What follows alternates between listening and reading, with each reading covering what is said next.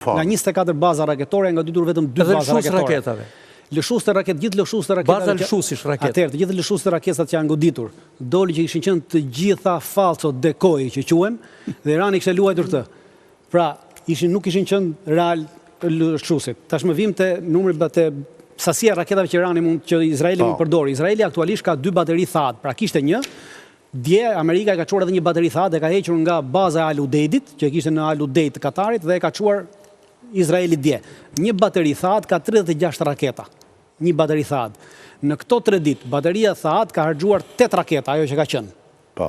Dhe një bateri THAAD, po thuaj se pjesërisht u dëmtuar në bazën e levatimit. Më fal, Goze, një raket shkon kok më kok, apo? Jo, për interceptimin do të shojnë 2 për 1. Pra, 2 raketa THAAD për një raket 2 raketa THAAD për një raket. Nuk ka kështu efekt shrapnin që hapet dhe... Jo, nuk ka të atil. Jo, nuk ka të atil. Dhe, kurse një bateri Patrioti ka 24 raketa. Shtetet Bashkuara të Amerikës prodhojnë sot raketa THAAD, pra një projektil, pra raket THAAD, 60 cop në vit arrin të prodhojnë. Jo bateri, po një raket. Pra një bateri ka 36 cop. Sa është kosto e mbi 1 milion? Kosto e një asaj është 1,2 milion dollar. E asaj. Pra kjo është. Dhe një bateri Patrioti ka 24 dhe Shtetet Bashkuara të arrin të prodhojnë vetëm 600 raketa Patriot në vit.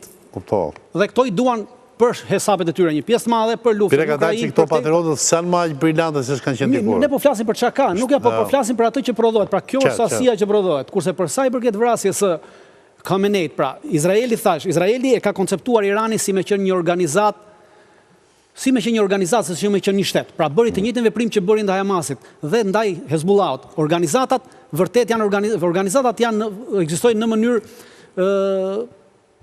sektare dhe kanë të vështirë zëvendësimin e personelit komandues, kurse shteti funksionon vertikalisht dhe horizontalisht. Jo, më jep një shpjegim. Ta mbajë logjikën se aty brenda ke shpjegimin. Dakor, po, më thuaj.